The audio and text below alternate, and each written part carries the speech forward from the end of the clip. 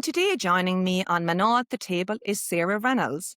And Sarah is the founder of Organised Chaos, Ireland's first professional organising company.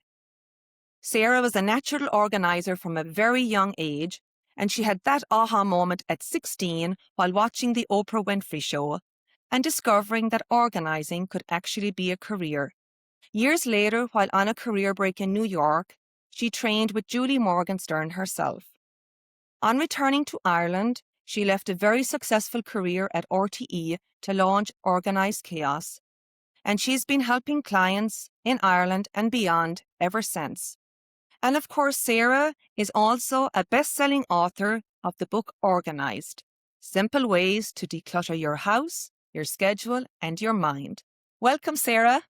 Hi, Martina. Thanks so much for having me. Oh, we're absolutely thrilled. And of course, I want our listeners to know that we met the second week of January through a great event organised between Network Ireland and Manaw. So, all right, we're going to dive. We're going to dive right in because I'm very curious about chaos and being and organised chaos at that. So, talk to us. I suppose, Sarah. Go back to the very beginning. You know, you're doing your leaving cert. I mean, we all know, any of us that has been through that. It's you know, no easy fate and a very stressful time. And then you were, I suppose, you all kind of, I suppose that's really, you had that entrepreneurial, I would say, maybe spirit from a very young age. Well, maybe I did, but I didn't realize it, I Right. suppose. When I saw the program, when I saw the Oprah episode with Julie Morgenstern organizing the Oprah offices and talking about her book, as you said, I had that, like, as Oprah would say, aha moment. And because I was always organizing my school bag and organizing my bedroom, and myself and my sister shared a bedroom, and her half was messy and my half was tidy. So I was always. So I just loved it. I enjoyed organizing. And so when I saw the program, I was like, oh, but I suppose you think, you're going to finish school, go to college and get a proper job. And so that was like, whereas now kids see entrepreneurship all the time. Whereas when I was leaving school, you didn't. Well, certainly in my circle, you didn't. So I went off to college and got a proper job. I started in HR and then I moved into television. So it wasn't until years later, when I'd been a good 7 or 8 years in RTE, and I was looking to have a career break and do a bit of traveling, and it was always just in the back of my mind, will I do something? So the opportunity came up to do the short training course with Julie while I was away, and did that, and I decided, right, sure, I'll I'll go for it. So Okay. yeah, so I wasn't entrepreneurial until a little bit later, I think. But I suppose, as you just said there too, it wasn't, that's not what we saw, growing up. As you said, we went into very traditional professions. You did your leaving cert, you went off to college, or you got a job out of college, but, you'd get that either secure job, or you'd get, either secure job if you didn't go on to third level, or, you go to third level and then look for that secure job after. Um, so, and as you said, nowadays, sure, anything goes. You can go on several directions. So, so did you go into RTE right after college, or No, no, into HR first. okay, Yeah, so I went into HR. I was working for the Royal College of Surgeons and okay, that. okay. And then the opportunity came up to apply for a job in RTE. And I didn't get it immediately. I got onto a panel, but I was pulled off that panel fairly quickly, and I ended up working on the Den. Oh, yeah. So yes, so it was the Den AM. It was the morning show, and that was great. And yeah, I loved working in RTE. I was only driving past it there the other day, and I was just thinking, what a great place to work. A career break from RTE and came to New York, right? Well, I was doing a bit of traveling, so part of that was I started in Canada, and then I came down to New York, and I went over to Los Angeles and San Diego, and that. So, I was doing a bit of traveling, and while I was in New York, I deliberately, planned it for when Julie was running her course, and so I did the course then. Okay, lovely. So, talk to us then a little bit about meeting Julie, and Yeah. I suppose maybe a little bit about the course as well. Yeah, that was great because that really gave you a foundation into, like, it gave me the confidence that when I came home to Ireland to go into people's houses, I knew what to start with, what to say, what to be looking out for, and that sort of thing. It was also a thrill to meet Julie as well, because obviously I had watched her on TV and I had thought about her and her processes and the book and everything for so long. So that was great. But she was really good in, giving us that structure and that process to use in our own business.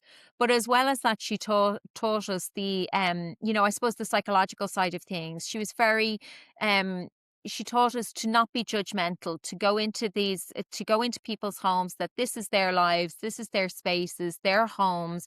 We have no idea what's going on in the background, why clutter may have built up, and it's, none of our business. And it's so to remove that judgment of the spaces that you find, which I thought was really lovely, and I've taken with me throughout anytime I've been working with clients. Yeah. Well, I suppose that's a very, I suppose nice and, kind way to look at it because, you see somebody's home or office and it's all messed up and say, oh, they're so untidy and they're this and they're that. So like you've no idea what's going on in anyone's No. life. No, and I find that, like, I mean, I have said that I'm 15 years in business now, and I've always said that, you know, we don't know what's going on. People can pass remarks so easily about, oh, what a mess.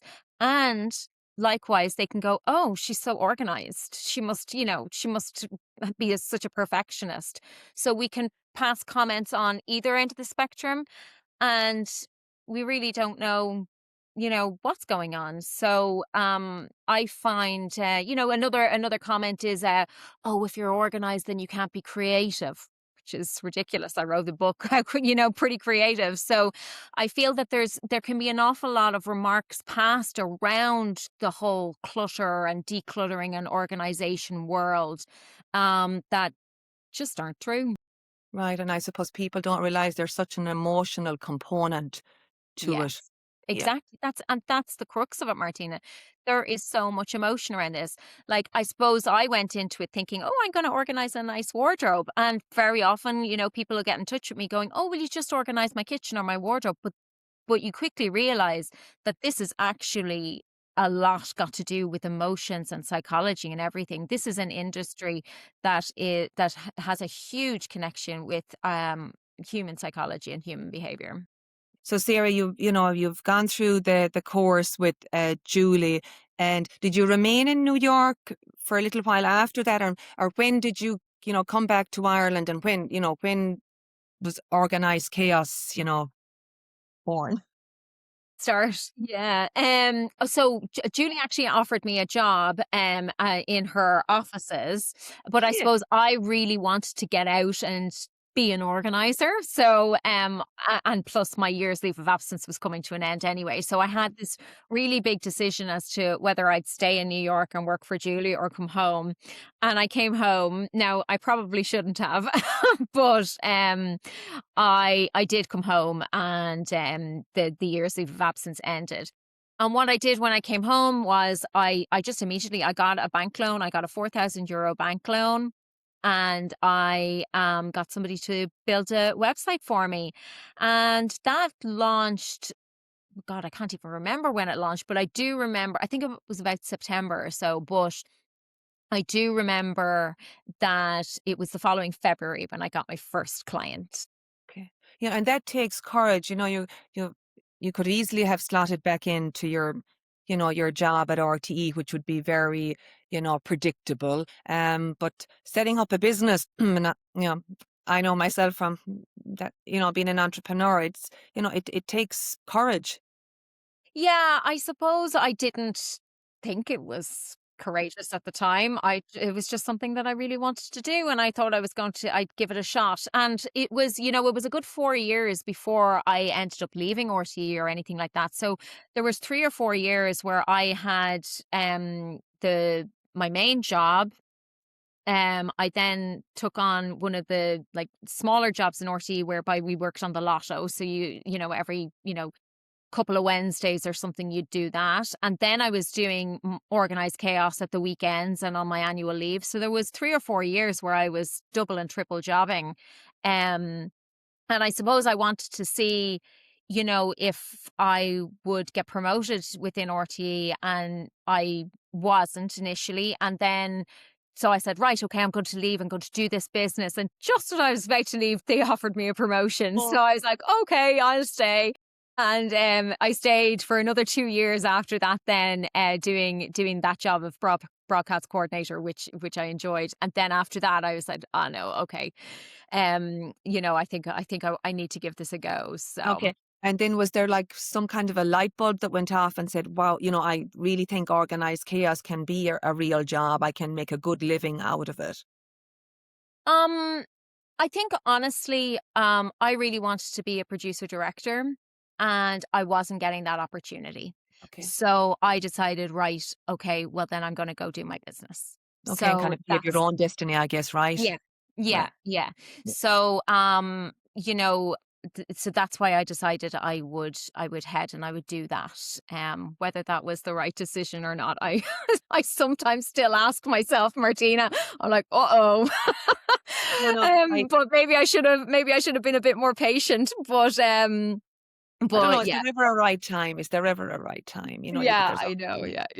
and So then, so I presume then you just uh, grew the business like very organically, or how did you yeah. source your clients? So initially, so I started the business before organizing was a thing.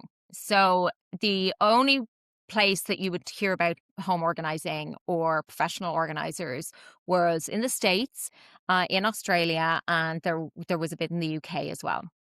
So if there were other organizers in Ireland, I certainly hadn't heard of them. So getting the word out. So my whole marketing and growing the business was through when I set up the website, I then changed the website a couple of years later, and I had a brilliant woman who said I really should focus in on my SEO, and so she did that, and that really helped. I did YouTube videos and I wrote a blog, and that's what got the word out. So there was no IKEA to rely on, there was no Instagram to rely on, there was no television programs on Netflix to rely on, nothing like that. People were very, very embarrassed that somebody would be coming in and looking at their clutter, so there was no word of mouth. That used to really frustrate me. Only up to quite recently, the last 2 years, 3 years, because the assumption is that, oh God, you must get great word of mouth. And I'm like, actually, that is the least way I get marketing. So because people are so conscious that you're going to be judged or that the neighbor is going to be judged, etc. So that was how I got the word out, that I did my own marketing, my own PR. I was, filming, I was writing, and I was using Google SEO as much as I possibly could. And I suppose you were, as you said, it's a real thing now. And I suppose you were ahead of that curve, you were ahead in Ireland. So that was definitely an advantage. Yeah. Yeah. No, absolutely. Yeah. I Yeah. think, but it was it was a very slow burn, and it got to a point where I had to essentially freelance in television alongside it. So because of the money wouldn't be coming in as fast as I needed it for, to pay rent. So, I ended up, back into TV a little bit as a freelancer. And I Um, suppose when you were starting out too, Sarah, it was more like a luxury. You really had to have somebody would have to have had that disposable income to yeah. hire Yeah. organized chaos, And where like the it's thing, different now. yeah, and it's still sort of seen that way, that it is a luxury. And I suppose it is, you do it's an investment in your home and in yourself. But I find, and I have always found, that what people see as a luxury for maybe the first day, they soon realize that this is a necessity going forward. And I think as well, with the growth of the wellness industry, where people are recognizing that it's important to invest in themselves and look after their mental health, and where clutter can affect that and can cause stress. Decluttering and organizing can help with all of that. Right, and we hear all the time, about sleep hygiene and, having a clean space, and not to have a, have it, not a place that's all cluttered, where you have your, your bedroom, organized and yeah. It is the most important room, as far as I'm concerned, in the home. If I was picking one, it would be to look after your bedroom, because it is the room of, like, I mean, your whole house is, never mind the massive investment that's needed, and the amount of hard work that it takes to get a house. Then within the four walls, the bedroom is the room where you rest and recuperate and nurture yourself. And so if it is the room where, when you close your eyes, it has frustrated you, and when you open your eyes, it has frustrated you, and you're getting out of the bed and you open the wardrobe and something falls off the rail and your day has just started on a bad note before it's even begun. So I feel it should be a real space that minds you. Yeah, okay. So that's a nice segue for us, Sarah, into how the whole, process works from once somebody, I suppose probably emails now, they're not probably picking up the phone or text you, that, I need help. So kind of talk to us. Okay. I pick up the phone. I say, Sarah, the kitchen is a mess. The bedroom is upside down, the office. So kind of talk to us kind of through the whole process.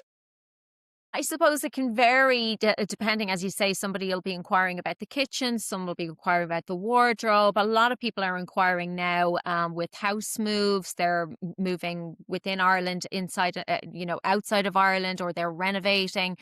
And so what they will do is they'll fill out a form on the website, or they'll book a discovery call, and the discovery call is free, 20 minutes, and we'll chat about it. I usually try and get some photos beforehand so that I can understand a little bit more about their space. And we chat and we figure out what's working, what's not working, what's causing the frustrations, um, what they would like to do, what's their goal, timelines, that sort of thing. And then based on that chat and based on the photos, if I don't need an on-site consultation after that, then I'm able to give them an idea of what can we do, when can we do it, how many organizers are going to work on it, and how much it's going to cost. Okay. And Okay. then after that, if they say yes, we get going. Right. Okay. And then, and I suppose you touched on it, a little while ago, but also, if they call you or they email you and you can probably tell, from the conversation that they really want you, but they're like super embarrassed about the space that you're going to come in and see. Yeah, I mean, absolutely. They might be okay on the phone, but when I ask for photos, there's always is this the worst you've ever seen Right. tagline along with the photos. It never is. Yeah, I mean, there is that, I suppose, especially as women, we feel that we're failing in some way if we're not looking after the house. Or that, somebody else has got their act together in life more than I have because the kitchen's a mess. And so we're coming into that, we're judging ourselves, ironically, because we're trying to spin so many plates. And so we're bringing that energy with us into the call, and that embarrassment, the overwhelm. But some people as well are just completely, they're fed up. It's been like this for a while. They might have gone through, 5, 6, 7 years of rearing the babies and rearing the toddlers. And now they're finally getting into the bit of breathing space. And the house has taken a hit for the last number of years, and they want to get it sorted. They're busy lives, and they realize that having an organized home is going to help them. Or a house move doesn't, or a relocation, and that doesn't usually come with the side of embarrassment that maybe some of other projects are, because people need to move house. The good thing is if you can get an organizer alongside of it, it's going to hugely reduce your stress. Like, I mean, I know a lot of people in the States wouldn't dream of moving without an organizer, No, but it's it's quite a new thing here in Ireland, and something that I'm, encouraging, that like you have no idea how much this could reduce your stress if you had somebody else in looking after your stuff. And especially because organizers are women as well. Like, I mean, a lot of moving companies are men, so they're doing the heavy lifting. But if you want people going through your stuff, your personal stuff, and unpacking them and everything, and giving them their good homes in your nice new house, you probably want women doing that. So yeah, so it just depends on the project, as to whether or not people are embarrassed, but very mhm. often everybody is overwhelmed. Anyway, that's for sure. Right, right. And I think that's actually a lot of it. It's more about being overwhelmed than being, than being untidy. And yeah. Yeah, exactly. Could you give us, Sarah, like maybe a couple of tips? You go into someone's home and Mm. maybe, maybe they have a limited budget. Is there like, a couple of tips you could give us for? Yeah. Yeah. Yeah. Well, what I would suggest first of all is you do like a house audit. Stand at your front door, with a pen and paper, and go around the house, and go into the different rooms and just start taking note of the different projects you would like to do in it. Some of those projects might be DIY, the cabinets falling off the kitchen presses. I want to sort that out. There's frames in the living room I want to hang. There's a handle off the chest of drawers I want fixed. And then other ones would be, some are big declutter projects that I really want to sort out my wardrobe. And some might be smaller projects, and just start taking a note of that. Um, People often say to me about consultations, because they're really good and really motivating, because they have essentially seen their house through my eyes. And so if you can do that for yourself, just to get your ducks in a row, because very often that part of that, oh, we're trying to control the overwhelm, right? So if we can get ourselves a little bit organized with a bit of a plan, it's going to help our overwhelm. And then getting into the nitty gritty. So that'd be my first tip. But then getting into the nitty gritty, different tips I have. So, for example, people struggle a lot with paperwork. So, what I would suggest you do is, first of all, you need a landing zone for your paper. So, because paper comes into our lives all the time, especially if we've got young kids, there's stuff coming in from school, there's artwork, all that sort of thing. And we don't necessarily have the time to deal with it as soon as it comes in. So you need a landing zone, somewhere okay, if I am up against it, I'm looking for a piece of paper, that's where it is. It's not down the side of the microwave. It's not under the bread bin. It's there. So that's the first thing. And then we go, so that's incoming paper. And then we go to the end. So where's the paper going to live long term if it's not going in the bin? And we start there and we work our way back. So that's a tip around paperwork. Another tip I have is to set a timer.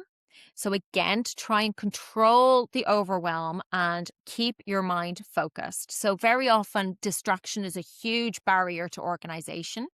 And so what we want to do is try and control that a little bit. And the first way we do that is with a timer. So the good thing with an organizer coming in, you have a 6-hour block or 7-hour block. So that's nearly your timer for you. But when you're working by yourself, if you could set a timer, then put the phone somewhere else and go for it. There's a deadline in mind. You know that you've got this certain amount of time to work on it, and it's going to reduce your distraction. The second part of that is to add a buffer in your time. So if you say, right, I'm going to sort out my wardrobe and I'm going to give it an hour and a half. What you have to think is, so first of all, you're setting your timer for an hour and a half. But really what you're going to do is you're going to work on your wardrobe for an hour, and you're going to use the last half hour to tidy everything up, because decluttering and organizing creates a bit of a mess. And if you leave it till the 90 minutes, you're going to be fed up. You probably won't be finished your project because you've had higher expectations for yourself than you probably should have. And so what you want to do is you want to get the room back into some shape or form so that you feel you've done something and you can still use the space. So always give yourself a buffer. And another tip I have then is don't zigzag. So if you are clearing the bedroom and you find some toys that should be down in the playroom, and you go down, you run down, you drop them off there, and you find a recipe book that should have been in the kitchen, and you run down to the kitchen and you drop that off.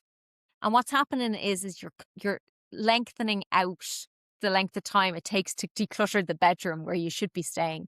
You're also getting annoyed by the clutter you're seeing in all the other rooms when you go down to those rooms. And you might be getting distracted by kids asking you questions.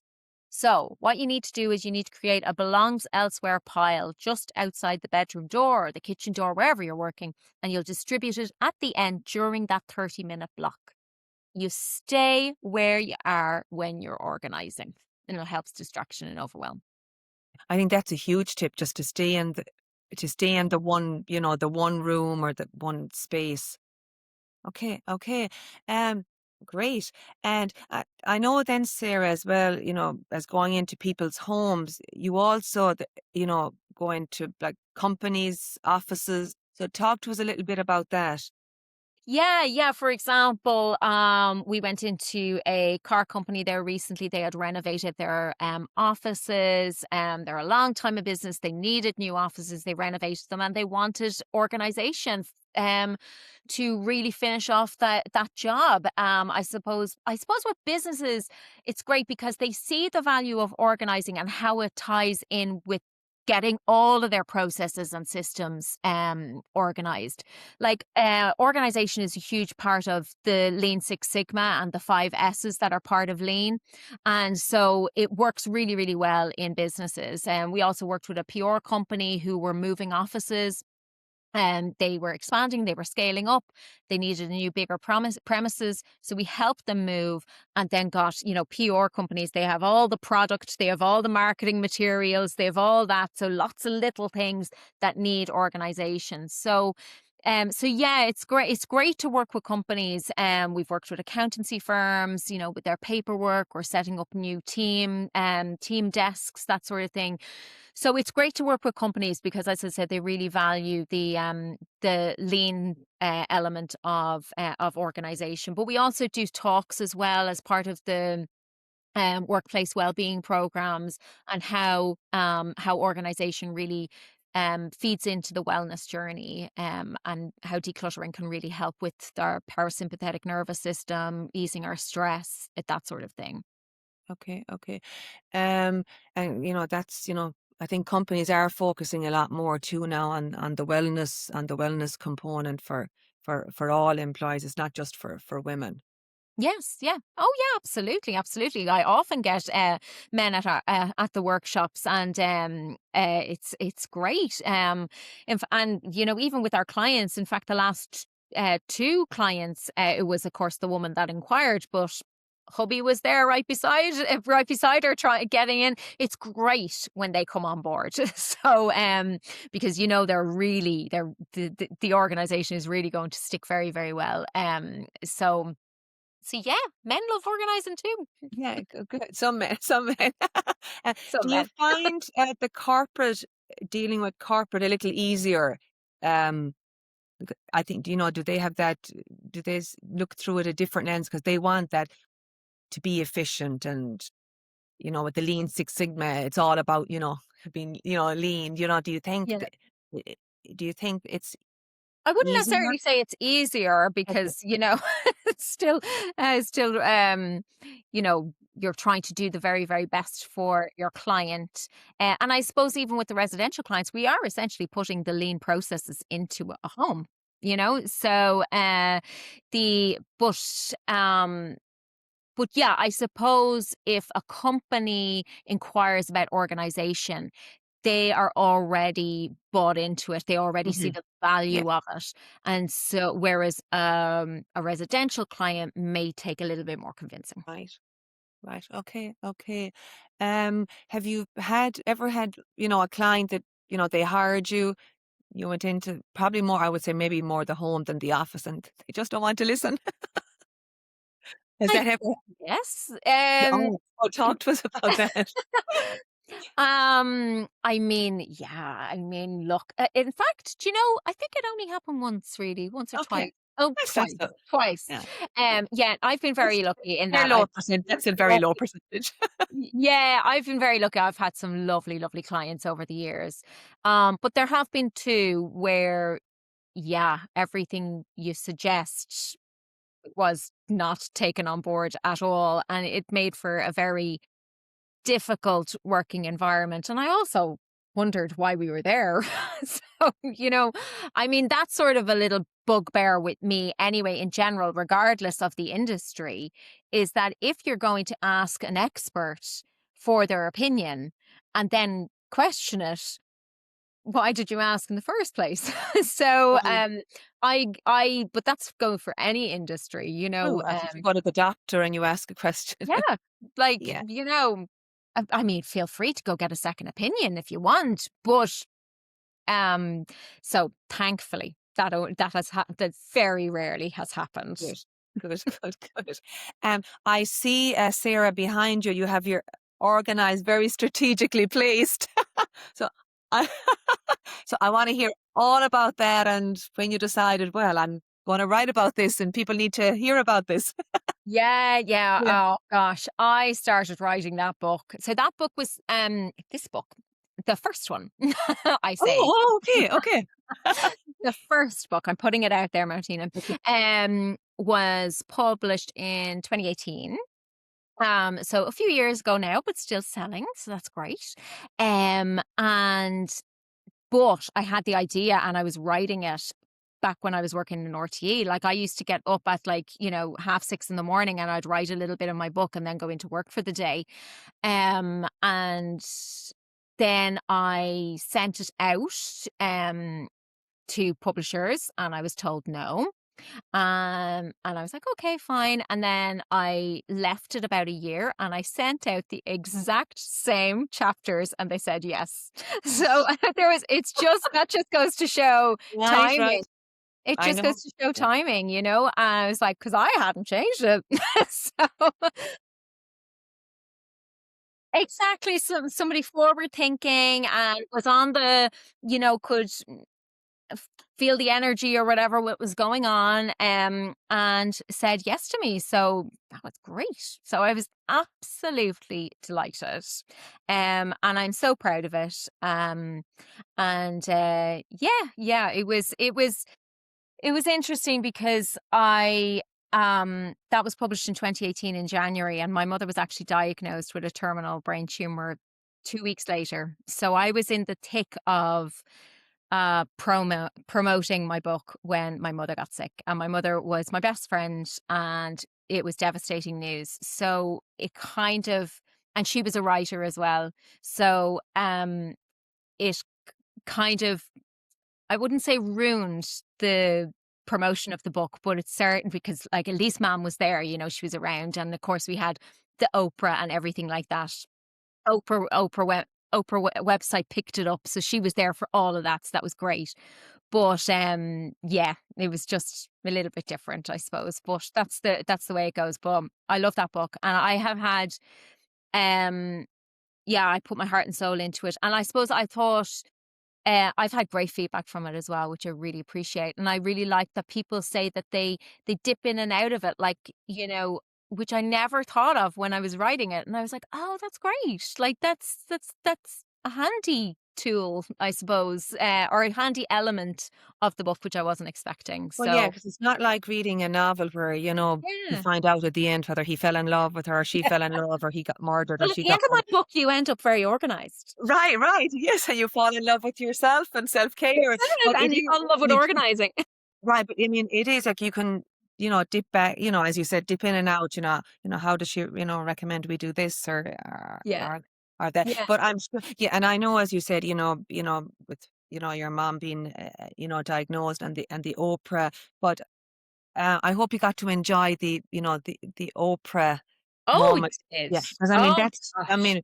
that's huge. I mean, Yeah.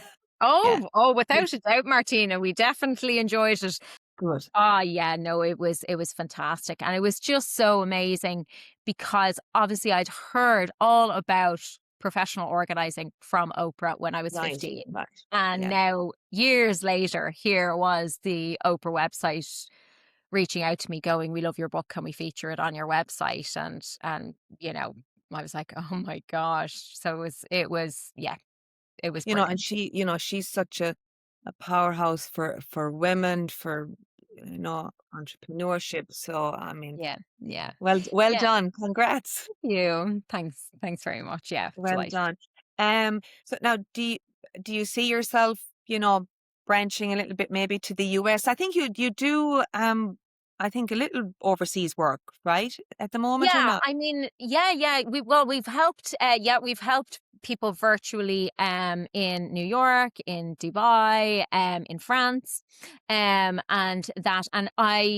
I have a lot of American clients who in Dublin who have moved over here to work in Ireland, and it's great because in the US organizing is so well known, so they're already looking for an organizer in the States, so that's or in Ireland I should say, so that's great.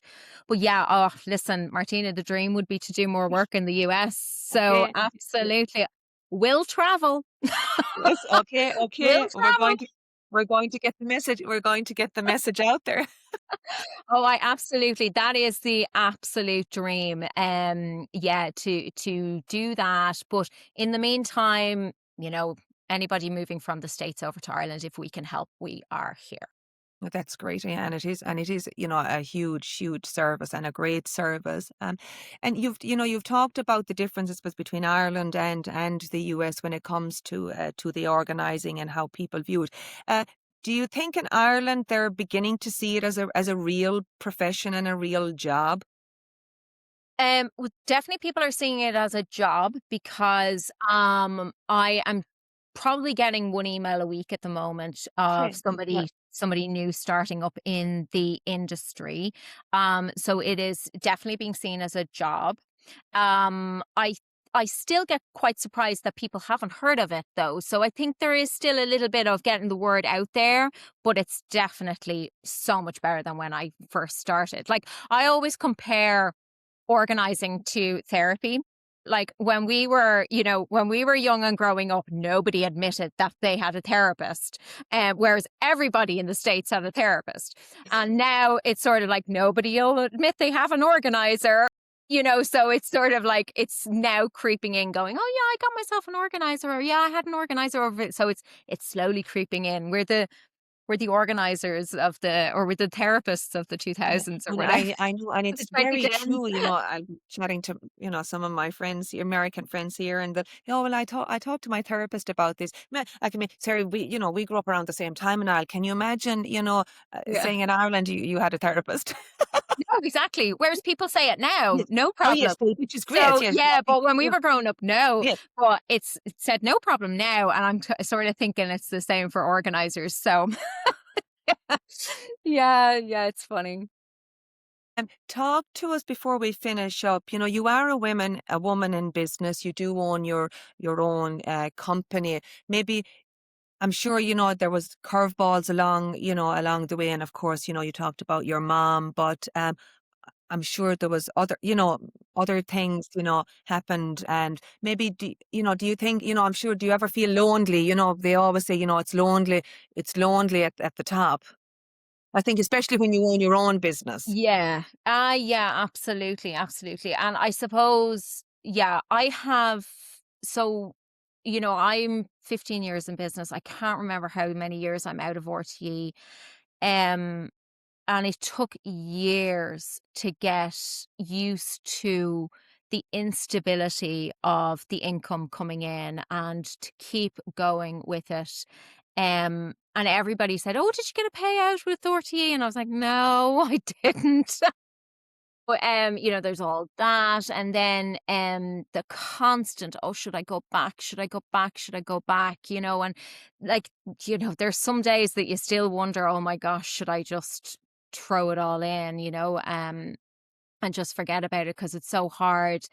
I mean, we're still renting here, trying to get on the property ladder in Ireland while you're running a business is so hard.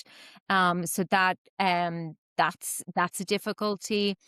Um, and then, yeah, like, it's as we've mentioned, some difficult clients over the years, people, not paying you, the, um, and sometimes not getting the recognition as well. And just generally, yeah, you can feel, um, very lonely. Now, I've been so much better at networking in the last maybe 12 to 18 months. I it has I had heard it so much that, networking really helps, it really helps, and I was like, but every time I used to go, I was like, "Oh, I'm not." But then if you keep going, actually, that's where it changes, and so I kept going in the last, year or so, and that has really helped, and I've met some lovely people and everything, so, um but yeah, it's like business is tough.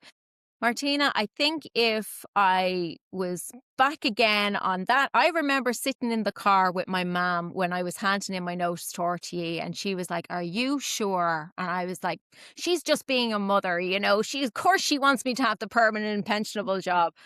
If I knew then what I know now, I don't know whether I would have made the same decisions. So it's tough out there, but hopefully hopefully it'll hopefully the ups will outweigh the downs eventually. I'm sure, but you have to be, tenacious, as you said, and there's people don't think about when you talked about the renting, you talked about, not having that, guaranteed income, every 2 weeks, and health insurance is another huge thing. Um, Yeah. No, absolutely, absolutely. And I when I left RTE, I was engaged, and that relationship ended a year later. And so I thought, oh, I'm gonna leave RTE and I'm gonna have my business, and then I'm gonna get married and I'm gonna get a house and kids and I'll have my business. And literally all of my future was pulled out from underneath me. And I had to hustle. I was like, right, it was September. I was like, I need rent in October. What am I gonna do? So it's yeah.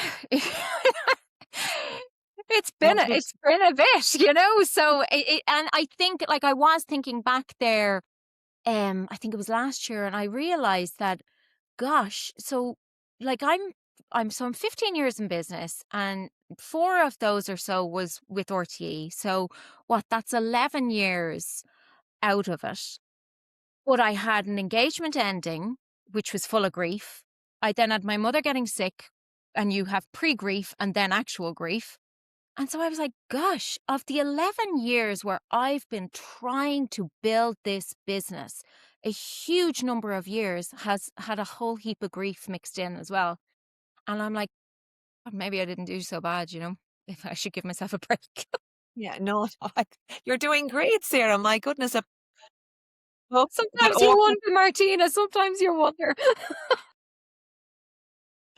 no, but that's another thing too. I think as women, we're just so hard on ourselves too. Yeah, I think so. I think so. Um, yeah, everything, who was I speaking to only yesterday, that we were brought up with the whole should mentality. We should do this and we should do that. And I remember when I was very lucky with my mom, in that she said she spent a lot of my certainly teenage years and into my 20s saying, now don't should on yourself, so stop shoulding on yourself. But that's what, so we hear this, like, we should be a good girl and we should have a tidy house and we should be, all this sort of thing. So we're going in with that. We're trying to fight against that, Well, and try and give ourselves a little bit of a pep talk every now and then, going, because I often say, like, especially with the clutter around the house, like, clutter around the house often builds up with life transitions, and those life transitions can either be positive or negative. So it could be grief, or it could be that you had a baby, or it could be that you decided to study. And sometimes the house takes a hit. So instead of giving out to yourself that, oh my God, the place is a mess and the house is full of clutter, maybe ask yourself, what sort of big life transition have you been going through, Right, either or are going through? right, And maybe that's, maybe that's playing a part here as well, right, right. And as you said, it's we're not Mrs. Bouquet. I think women have to, you Yeah. just have to be yourself, and I think people meet you wherever you're at, and Yeah, if absolutely. And I think, the teacher arrives at the right time, right, so when you're ready, and you can only do what you can yes, do, but I do and when we talk about, wellness and, organizing as part of that, but some of this requires investing money as well, and women as well with their finances, especially Irish women with their finances, we can second guess and not spend money on ourselves and everything, so it's all there's a whole it's all history connected. there. There's a Yes, whole history there, and we have to just take a minute, step out and go, hang on a second here. What catch our thoughts, catch our negative thoughts and go, is that true? Is that actually what's going on here? Maybe, talk a bit nicer to ourselves. right, right. And I think too, Sarah, it's only now women are starting to unpack all of what we've heard over the years.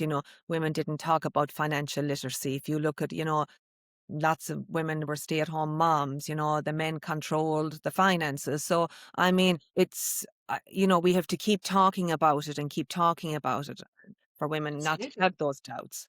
100%. Like, I mean, when my engagement ended, I had to look at, okay, let's look at my finances. I thought that half of my finances, obviously I was a very proud woman. I'm going to, have my job and I'm going to contribute.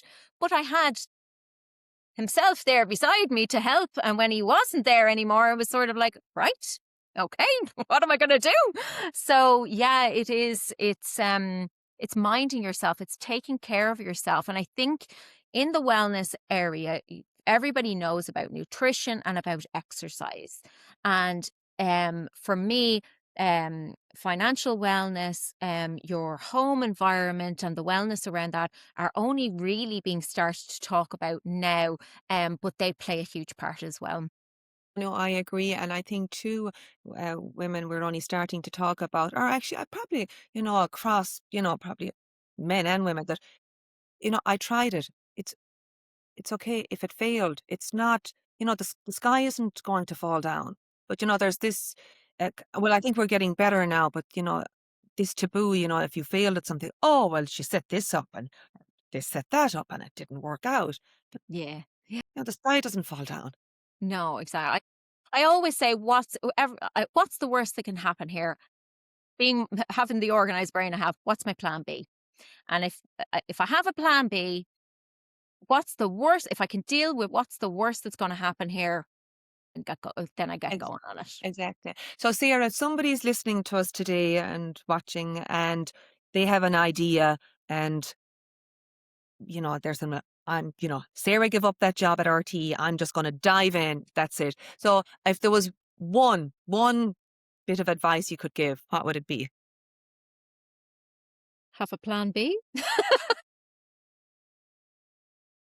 Go for it. Do it because you have to listen to your instinct. And for me, that instinct was knocking away for 15 years.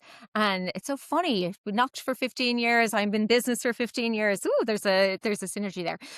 So you have to listen to your instinct with everything and go for it. But it's sort of a jump and the net will appear, to a point. But do mind yourself as well. You have to pay your bills and all the rest of it. So do have something in your mind that, okay, what's the worst that can happen here? Can I live with that? For me, it was like, the worst that can happen here is I'm going to end up back in my bedroom from when I was a kid. I can cope with that. Okay. Yeah. At the end of So the month. Yeah. So what's, next? Is there anything you're working on Yeah, yeah. at the moment for Organised Chaos? Yeah, I mean, we're tipping away. It's been a busy start to the year. Thank God. It was a really busy end to 2025, which is fantastic. And it's been busy with inquiries at the start of January now. So we're just sorting through those, and hopefully we'll land a couple of those. Uh, just as soon as I get off this call now, I'm launching a little organizing personality quiz. So yeah, a bit of fun for January. So we're doing all the socials with all of that. And yeah, I've a few plans in the works, but it's just for me, it's about I just want to steady the ship. Personally, I want to get, a mortgage and onto a property ladder and that. So I would love to I'd love to get more house moves, I'd love to get more relocations and that sort of thing in terms of the services. And yeah, Yes. that's yeah. So, well, we're going to stay tuned and we're going to follow along for sure. So, Sarah, this has been a lot of fun. Thank you for being so honest. And I hope people listening in realize that, having an organized home and a decluttered home is really as important, as you said, as, good nutrition and Yeah. exercising. So, Yes, thanks and a lot, Sarah. I thank you. Go And ahead. before I go, I will leave about organizing is not about being perfect. So, organizing, you mentioned organizing and decluttering is important for wellness and important for your home. But organizing is, it's about being comfortable in your home. So, the level of organization I need will be different to what you need, will be different to what my brother needs. You organize your home to the point where it is comfortable, not where it's perfect. Okay, we'll leave you with the last word. Thanks a lot, Sarah. Thank you so much, Martina. Thanks for having me. You're welcome.